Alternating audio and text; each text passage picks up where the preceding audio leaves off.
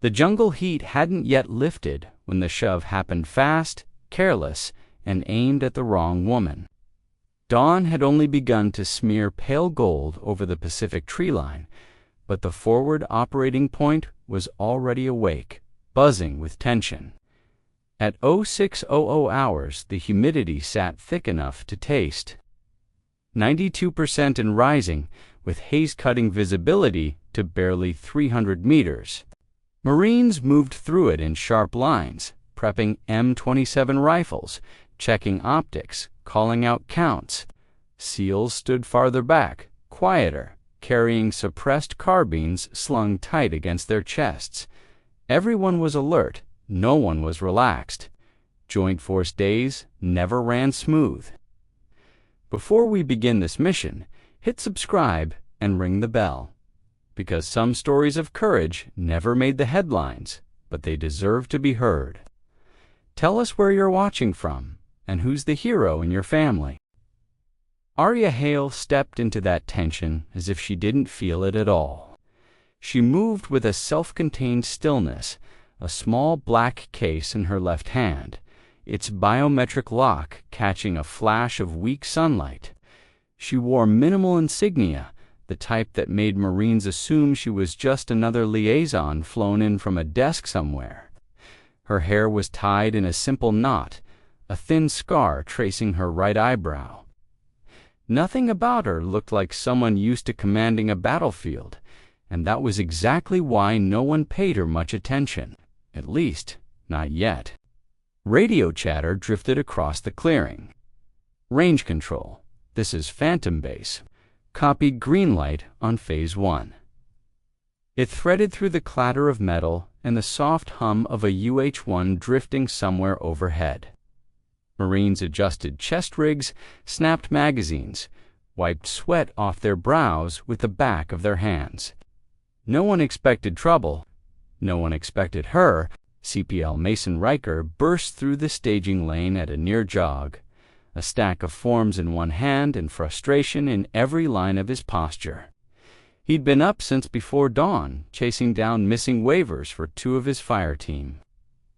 The exercise was behind schedule, temps were climbing, and his patience had drained to 0. When he saw Arya standing in the narrow lane still, calm, blocking what he considered forward momentum, he didn't slow down. He muttered something under his breath, reached out, and shoved her shoulder to clear the path. The motion was quick, reflexive, and catastrophically misjudged. Arya didn't stumble. She shifted her weight barely half an inch, absorbing the shove like someone who'd been trained to handle far worse. Her eyes lifted, steady and unreadable, meeting Riker's with a calm that made his irritation falter. She didn't speak. She didn't glare. She simply watched him with a levelness that should have warned him, but didn't. For a heartbeat, the clearing kept moving. Marines continued loading mags. SEALs adjusted sling tension. Riker kept walking, convincing himself it had been nothing. Then Master Chief Elias Ward saw her. Ward froze mid-stride, his boots halting so abruptly that the Marine beside him nearly collided with his shoulder. His weathered face locked into an expression no one could read at first. Then his jaw tightened, his spine straightened, and an emotion sharper than any drill field snap, he raised his hand to a salute, directed squarely at Arya Hale. Silence crashed over the clearing. One by one, Marines looked up, confusion spreading through the ranks. SEALs shifted, eyes narrowing. Riker spun around, disbelief draining the color from his face as Ward held the salute full, formal, immovable. Arya returned it with a small nod, nothing more, as if this moment were routine. Riker's pulse hammered in his throat. He replayed the shove in his mind. The contact, the careless force, the complete lack of recognition. He felt heat crawl up his neck and across his ears as he realized he had shoved someone Master Chief Ward treated like a superior officer. No one knew who she was. But everyone understood now that she was not a liaison, not a visitor, anything remotely ordinary. Marines exchanged looks, some whispering, some simply staring, as if the ground under them had tilted. Even the radio traffic stuttered, operators forgetting words for a beat before resuming. Phantom base, say again we, did not copy your last. Arya didn't bask in the attention. She simply stepped forward, adjusting the grip on her black case, and walked toward the command tent with a calm that seemed to absorb the remaining sound around her. Ward lowered his salute only after she had passed, his eyes tracking her with a respect that bordered on reverence. Riker stood rigid, hands curling into fists at his sides. Embarrassment settled deep in his stomach, heavy and cold. He wanted to apologize, but she was already disappearing behind the canvas flap. He wanted to ask who she was, but no one around him seemed brave enough to voice the question aloud. A Marine sergeant finally broke the silence. "Riker," he muttered, "what the hell did you just do?" Riker couldn't answer. His throat felt tight, his mind replaying the calm precision in Arya's eyes. He'd been around officers long enough to recognize authority, and whatever she carried wasn't rank alone. It was something deeper, older, the kind of power earned in places no one discussed on open channels. He swallowed hard, staring at the tent where she had vanished. The morning haze seemed thicker now, the air heavier. The training day that had started like every other had shifted into unknown territory. And Riker knew, instinctively, that whatever came next would revolve around the woman he'd shoved. He didn't know her name. He didn't know her role. He just knew one thing with absolute certainty. He'd made a mistake he couldn't take back. Inside the tent, faint voices rose muffled, but intense. Ward's voice carried a note of gravity Riker had never heard before. Riker strained to listen, catching only fragments. Authorization. Clearance. She leads. Then silence again. The Marines resumed preparing their gear, but the rhythm had changed. Movements were slower, more deliberate. Every few seconds someone glanced toward the tent. Riker kept replaying the moment, her steadiness, her lack of flinch, the unnerving quiet that followed. He knew this day wasn't going to unfold like any other joint task force rotation. Something hidden had surfaced, and Arya Hale, whoever she truly was, had just become the center of gravity for everything that would happen on the island. As Ward finally emerged from the tent, face stern and eyes set on the horizon, Riker felt a chill settle through the heat. Whatever briefing had taken place had changed the direction of the entire operation. Ward scanned the Marines, his gaze resting briefly on Riker before moving on. "Phase 1 shifts," he said. "Orders inbound. Stand by." Riker exhaled slowly, dread and curiosity mixing into a single knot in his chest. He had a feeling the shove was only the beginning. And when Arya Hale stepped back into the clearing, black case in hand. Her presence made one thing unmistakably clear. The real mission was about to start. Riker didn't expect to be paired with the woman he'd shoved, especially not for a mission no one would speak about on open comms. Dawn had barely cleared the treetops when the call came for a closed-door briefing. The forward tent was dim, lit only by a single battery lamp that cast long shadows against the canvas walls. Timidity clung to everything, turning even the metal folding table slick. Hale stood at the head of it, black case at her side, her hair pulled tight, her posture unflinching. Riker entered behind his platoon sergeant, heart thudding. He didn't meet her eyes. He wasn't sure he could. Colonel Mercer began without ceremony, tapping the tablet in his hand. Unknown signals detected 14 clicks offshore. Band Lima, encrypted bursts, 3 pulses, 0.9 intervals. His gaze slid to Hale. "You'll lead the sweep." Riker blinked lead. He glanced around the room, expecting someone to protest, but Master Chief Ward simply folded his arms. Watching her with a familiarity that made Riker uneasy, Hale spoke, her voice low but steady. "The bursts aren't random. They're directional markers. Someone's painting the coastline."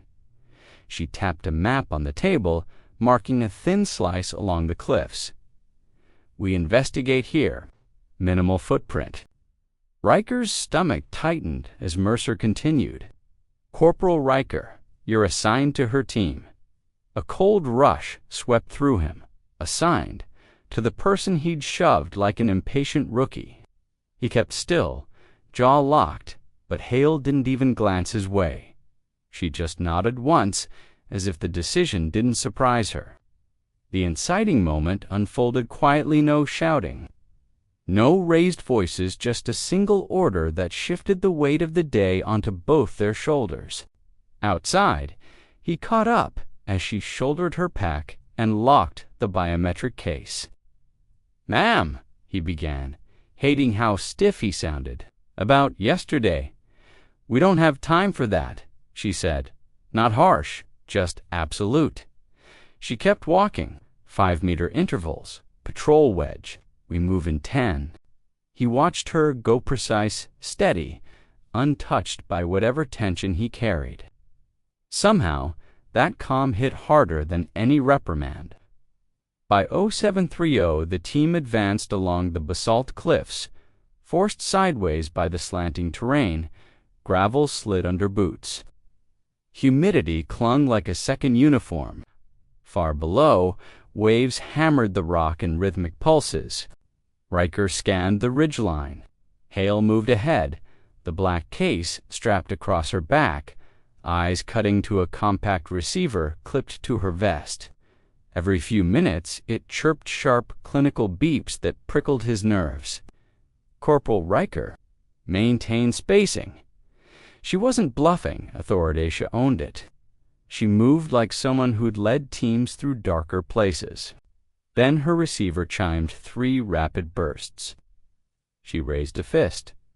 The patrol halted. "Band Lima," she murmured, crouching, 41.7. Encrypted burst. "Source?" he asked. "Offshore.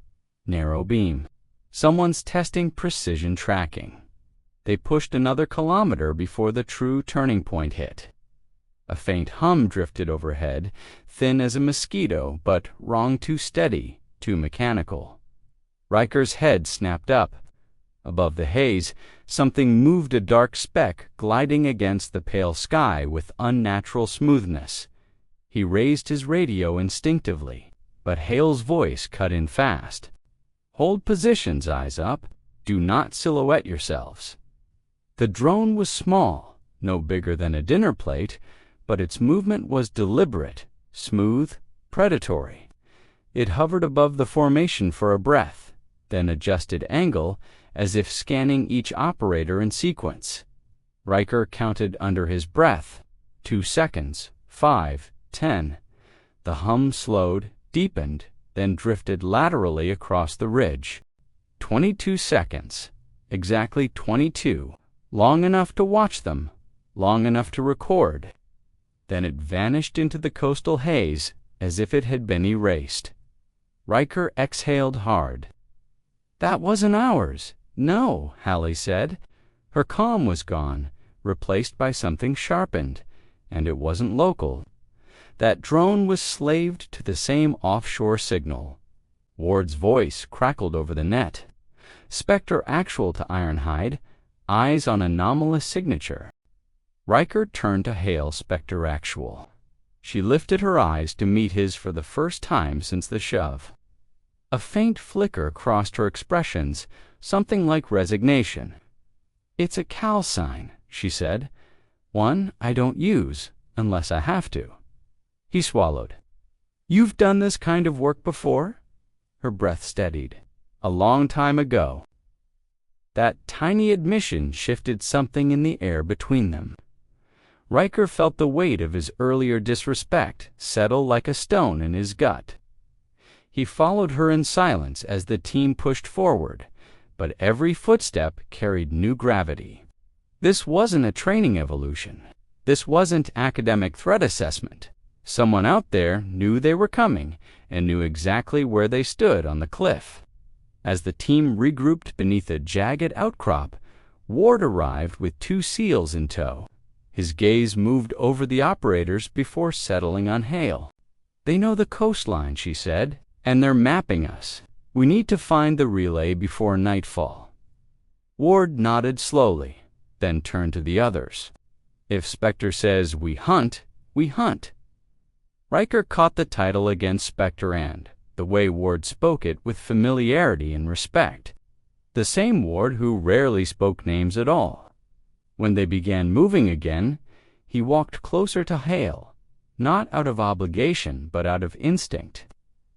Whatever this mission was, she wasn't just some analyst with clearance. She was something older, quieter, heavier. The cliff narrowed, forcing them single file. Hale checked her receiver once more, gaze sharpening. Riker saw the tension in her jaw, the fatigue beneath her calm, the flicker of humility when she whispered, "I didn't expect to be doing this again." For the first time, he heard her humanity, the authority, not the silence, but the person beneath it. The pulse of another encrypted burst crackled faintly in her device. She rose, tightening the strap on her pack. "We're close. Whatever's waiting out there, we find it." And as the team edged toward the final bend of the cliff, Riker sensed the shift that would carry them straight into the fire that waited in the next chapter. The first shot was silent, just a puff of dust off a tree trunk that told Hale everything she needed to know.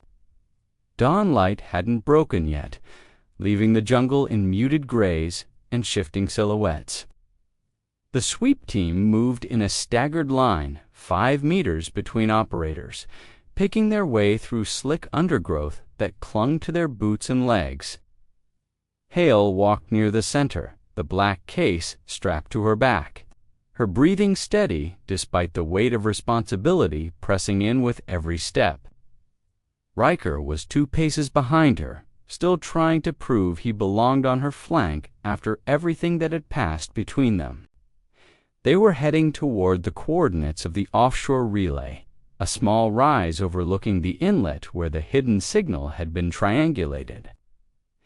Hale's mind stayed fixed on the encrypted bursts they'd tracked.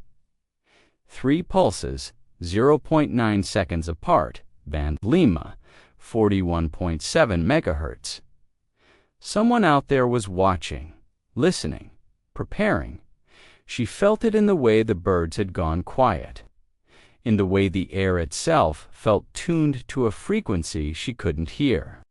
Riker saw the puff of dust at the same instant Hale did. He moved without thinking, stepping past her shoulder, body squared toward the tree line. "Contact," he whispered, but the word barely left his lips before the second shot came. This one snapped through a fern at ankle level, angled like it was probing for reaction. Whoever they were good controlled fire, suppressed, coordinated. Hale crouched low. Positions, eyes wide.